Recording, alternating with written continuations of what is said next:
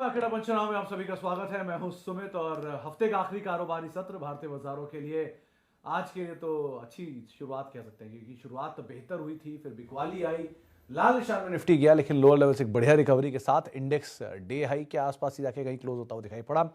1750 share NSC में ऐसे थे जो कि तेजी में बंद हुए। बीएससी के करीब करीब 2200 शेयर तेजी में रहे। एफ&ओ के 128 शेयरों में तेजी रही और निफ्टी बैंक के 10 शेयरों में भी आज खरीदारी का दौर बनता हुआ दिखाई पड़ा। बाइंग थी आज मेटल में, वो न्यूज़ आई चाइना की तरफ से, जिसका एक इम्पैक्ट यहाँ पर आता हुआ दिखाई पड़ा। और साथ ही साथ आईटी में टीसीएस को अगर आप एक तरफ रख दें, लेकिन बाकी पूरा आईटी में जोरदार तेजी थी और लास्ट में टीसीएस में भी खरीदारी आई, फिर लास्ट आवर में वापस फ्लैट हो गया। लेकिन ओवरऑल एक काफ़ी ज़्यादा न्यूज़ फ्लोज भरा दिन, जिसमें टीसीएस जैसी एक बड़ी इवेंट आज हुई, जहाँ पर एक मैनेजमेंट में फेरबदल होता हुआ दिखाई पड़ा। प्लस एचसीएल की तरफ से या फिर पूरे डिफेंस स्पेस में 70,000 करोड़ रुपए के ऑर्डर की बातचीत, स्टील कंपनियों के लिए पीएलआई, ऐसे बहुत सारे न्यूज़ फ्लोज और न्यूज़ फ्लोज के दम पर यहाँ पर तमाम स्टॉक्स के अंदर मूव आता हुआ दिखाई पड़ा। फार्मा वैसे आज फिर तेज़ी में कामकाज कर रहा था। सेलेक्टिव कैश मार्केट के शेयरों में बढ़िया खरीदारी देखने को मिल रही थी और मेजरली आज भी मार्केट के लिए जो दिन था वो बेटर साइड पे आप मानेंगे। एडवांस डिक्लाइन करीब 1800-1900 शेयर तेज़ी में, 900-1100 शेयर बिकवाली में, तो बेटर साइड पर मार्केट्स के अंदर आज कामकाज का होता हुआ दिखाई पड़ा। सवाल जवाब का सिलसिला सीधे शुरू करता हूँ, क्योंकि ज़्यादा सवाल हमारे पास होंगे तो उनसे मुखातिब हो जाते हैं कौन कौन सवालों पर हम बातचीत करेंगे। सबसे पहला सवाल जो मेरे पास आया है, ये रहा। ओके, पहला सवाल जो है उसके हिसाब से जो चेंजेस की बातचीत है, खास तौर से कि आईटीसी में आज फॉल क्यों था। सर, आईटीसी के लिए तो जो भारत 22 ईटीएफ एंड जो रीशफलिंग की बातचीत है इंडेक्स में, वो एक बढ़िया ट्रिगर कर रहा था कामकाज, जिसके दम पर यहाँ पर थोड़ा बहुत प्रेशर आता हुआ दिखाई पड़ा। लेकिन आईटीसी अदरवाइज न्यूज़ फ्लोज भी था, वो पनीर लॉन्च करने का, स्लाइस पनीर लॉन्च करने की खबर भी थी, जिसका इम्पैक्ट भी इसमें हाल फिलहाल में देखने को मिला। लेकिन अदरवाइज आज का कोई फॉल, कोई मेगा फॉल नहीं है, एक मामूली सा रीशफलिंग का इम्पैक्ट आप कह सकते हो, तो उसके आधार पर मूव था। तो ऐसा कोई इतना बड़ा कंसर्न नहीं है आईटीसी की जैसे स्टेचर के हिसाब से। दोस्तों, अगर आप बाजार में अपना पैसा इन्वेस्ट करना चाहते हैं तो अभी जुड़े एंजल ब्रोकिंग के साथ में, क्योंकि यहाँ आपको मिलती है एक अच्छी एडवाइस और भरोसेमंद सर्विस, और यहाँ अकाउंट ओपन करना भी है बिल्कुल फ्री ऑफ कॉस्ट। तो आज ही जुड़े एंजल ब्रोकिंग के साथ में। अकाउंट ओपनिंग लिंक डिस्क्रिप्शन में है, आज ही अपना अकाउंट ओपन कराएं। तो आप अकॉर्डिंगली आप बने रह सकते हो, उसमें कोई दिक्कत नहीं है।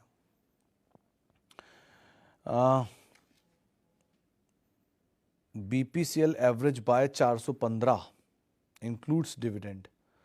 तो मलिक सर, इसमें बेटर है आप बने ही रहो, क्या दिक्कत है अगर आपके पास है तो? क्योंकि ये देखिए, पीएसयूज में, ओएमसीज में सबसे वेल पोजीशन बीपीसीएल है। अगर बीपीसीएल को एसेट्स के अकॉर्डिंग इवेलुएट किया जाए तो इसकी वैल्यू कहीं ज़्यादा होनी चाहिए, ऑब्वियसली बात है, सारी पीएसयू कंपनीज की।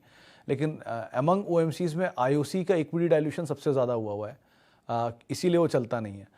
लेकिन बीपीसीएल एसेट वाइज भी प्लस की अपस्ट्रीम भी है, तो ये उस हिसाब से ज़्यादा वेल पोजीशन दिखती है, ज़्यादा कमांड मिलना चाहिए इसको।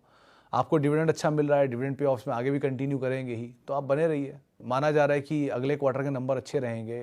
कल एक रिपोर्ट भी आई थी, वो मेंशन कर रही थी कि जहां पर पिछले बार इन लोगों को लॉसेस हो रहे थे 5 से 7 रुपये पर लीटर के आसपास के, वो अब 5 से 7 रुपये पर लीटर के प्रॉफिट्स हो रहे हैं, अंडर रिकवरी जो थी उसमें। सो बेटर पोजीशन है इस बारी क्रूड के नीचे आने से, तो आप एटलीस्ट बने रहें। रुपया स्टेबल है, क्रूड स्टेबल है, तो बने रहना ज़्यादा बेटर है। आपके पास है तो आप आराम से होल्ड कर सकते हो, बट जो लेना चाह रहे हैं उनके लिए अगेन ये मोमेंटम में ही ट्रेड करिए। जो पुराने निवेशक हैं वो बने रहें, डिविडेंड ही मिलता रहेगा उनको तो। ओके, डी मार्ट 3597 पर 25 स्टॉक और टाटा एलेक्सी 6500 पर 10 स्टॉक नीचे किस लेवल पर ऐड किए जाएं? देखिए, डी मार्ट के केस में तो आपको ठीक लेवल मिल रहा है सुमित जी, यहाँ आप देख सकते हो। और टाटा एलेक्सी के केस में थोड़ा अब ये राइट साइज होगा या कंसोलिडेट करेगा। आज भी मेरी किसी जानकार से बात हो रही थी, तो उनसे यही मैंने पूछा कि जो एग्जॉर्बिटेंट गेन दे चुके हैं शेयर और अब नीचे आए हैं, तो इनमें क्या स्टोरी है? तो उनके बोले स्टोरी वही रहती है कि उनमें कंसोलिडेशन चलता रहेगा कुछ टाइम तक, और एक लेवल तक, मतलब 6-6 महीने, साल भर निकल जाता है कभी कभी कंसोलिडेशन में। वो कंसोलिडेशन दिखाएगा, उसके बाद वापस अपनी रफ्तार पकड़नी होगी तो पकड़ेगा, वरना उसी रेंज में रहेगा जब तक कंसोलिडेशन पूरा नहीं होता। अकॉर्डिंगली फिर मूव आना शुरू हो जाएगा। सो बेटर यही है कि आप अभी तो दोनों पोजीशन बने रहें। एलेक्सी से बेटर आप डी मार्ट को यहाँ पर एवरेज कर ले, और एलेक्सी की बजाय टीसीएस ले लीजिए।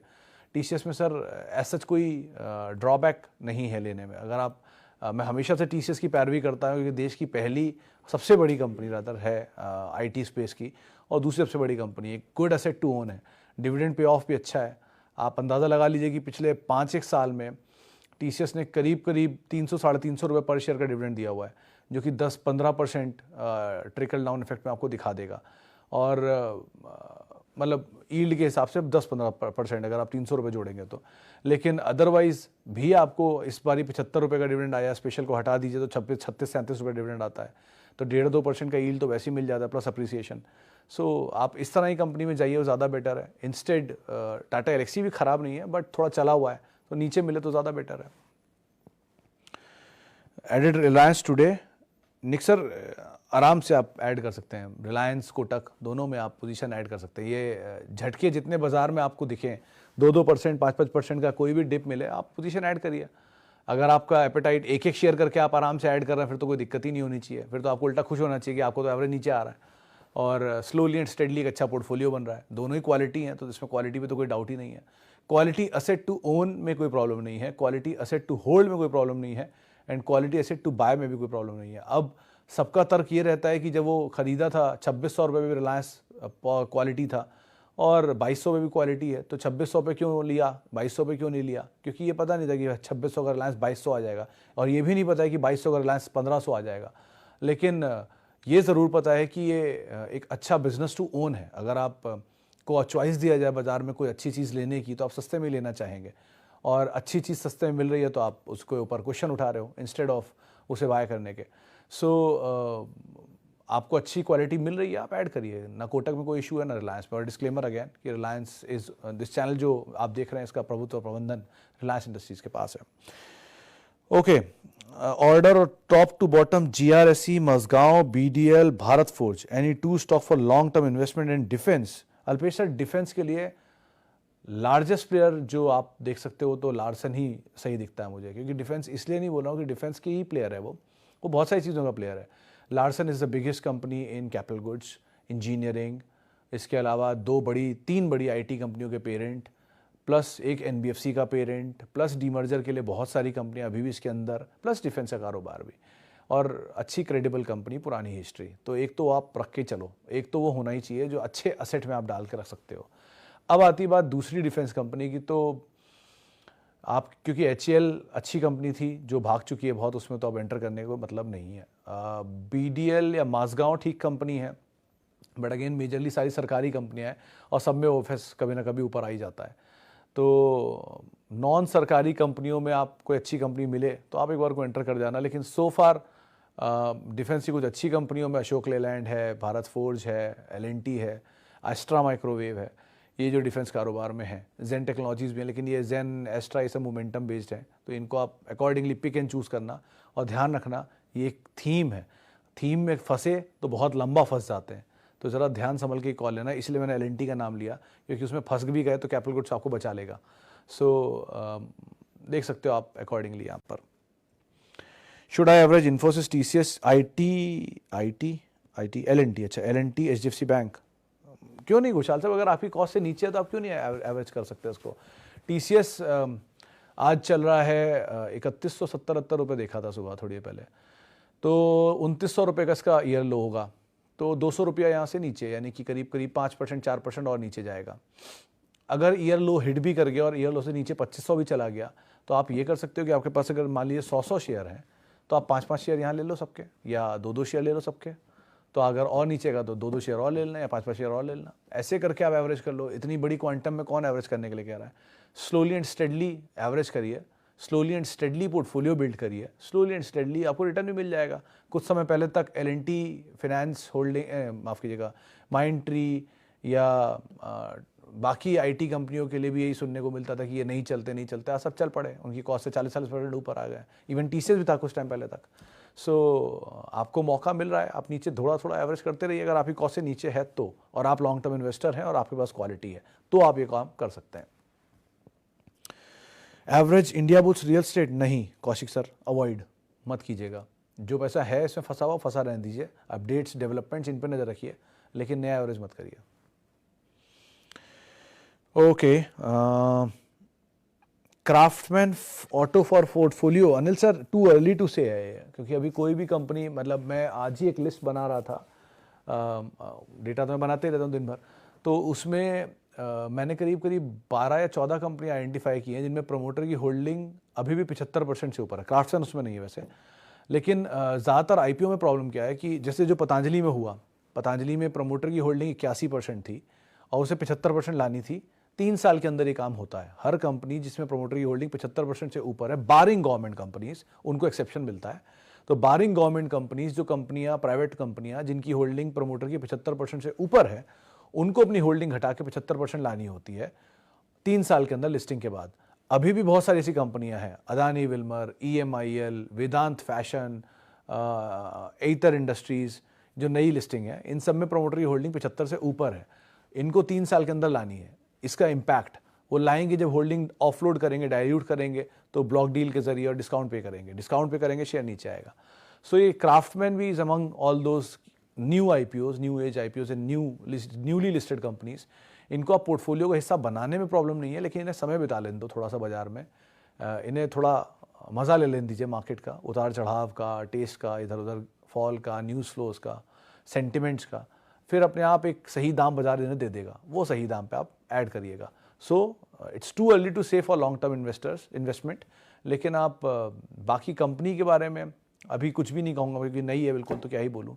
ग्लैंड के केस में हाँ, पहले ही मैं इसी प्लेटफॉर्म पे बोल चुका हूँ कि 880 या 850 या 860 रुपये की रेंज में कहीं स्टॉप लॉस रखकर आप ग्लैंड में लॉन्ग जा सकते हो, क्योंकि ग्लैंड फार्मा ऑलरेडी 4400 से टूट के 1100 रुपये दिखा चुका था।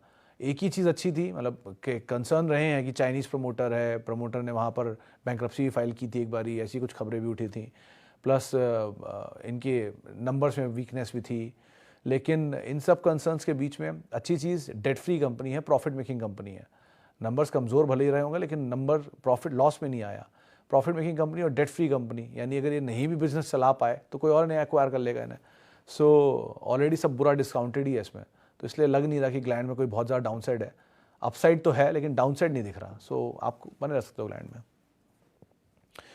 Please suggest capital goods and engineering stocks under 1000 without L&T. I already had invested in L&T. Sir ये विदाउट, ये मतलब अल्पेश सर, मैं L&T के ऊपर तो चलिए नहीं टिप्पणी करूंगा, लेकिन ये 1000 के नीचे क्या कंसेप्ट है? क्यों 1000 के नीचे है, क्यों 100 के नीचे है, क्यों 200 के नीचे? Quality comes with the price. Audi के दाम पे मिलेगी, मारुति के दाम पे नहीं मिलेगी। आपको ये बात हमेशा समझनी होगी। ऑडी किसी दिन मारुति के दाम पे मिल जाए तो बात अलग है, मतलब ये नहीं कह रहा मारुति ख़राब है, बट लग्जरी कार किसी पैसेंजर कार के प्राइस पे नहीं मिल सकती। और अगर वो मिल रही है तो कोई अच्छा वजह ही है ना। आप खुद ही जाओ फॉर्च्यूनर खरीदने के लिए बाजार में, और कोई 1 महीना चली हुई फॉर्च्यूनर आपको मिल जाए 20 लाख रुपए में, तो आप सबसे पहले पकड़ोगे। क्यों? क्योंकि आपको वो डिस्काउंट पे मिल रही है, अच्छे दाम पर मिल रही है। इसीलिए लिवाइस की जीन्स डिस्काउंट में सबसे ज़्यादा बिकती है कि लिवाइस की जीन्स डिस्काउंट में मिल रही है। सो अगर कोई अच्छी कंपनी डिस्काउंट पे मिले तो आप लीजिए। L&T किसी बुरे दौर में 1000 के आसपास आ जाए तुरंत ले लीजिए।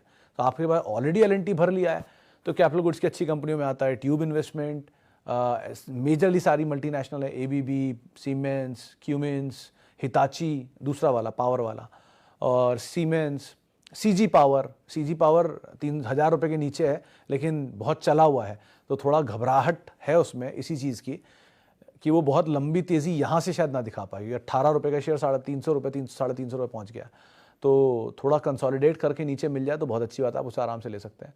लाइकवाइज एक इंगरसॉल रैंड होती थी, वो भी बहुत भाग गई। लिंडे इंडिया अच्छी कंपनी है। श्नाइडर थी लेकिन वो भी भागी हुई है। सो कॉल आप इनमें से ही ले सकते हो। अब सब भाग गए तो उसमें गलती क्या है, क्योंकि सब तो अच्छी कंपनियां तो ऑब्वियसली भागी हैं। नया क्वालिटी पेपर तो मार्केट में आया नहीं है पिछले 5-1 साल में। कोई ऐसा IPO नहीं दिख रहा जो जिसे क्वालिटी पेपर के नाम पे आप ले पाओ। आखिरी DMart ही देखा था, उसके बाद तो बाजार में शायद कोई क्वालिटी पेपर देखा नहीं। इंश्योरेंस कंपनीज हैं कुछ, लेकिन अदरवाइज ऐसा कोई एसेट नहीं दिखा जो आते ही इसको लगे कि हाँ ये पेपर लेने लायक है।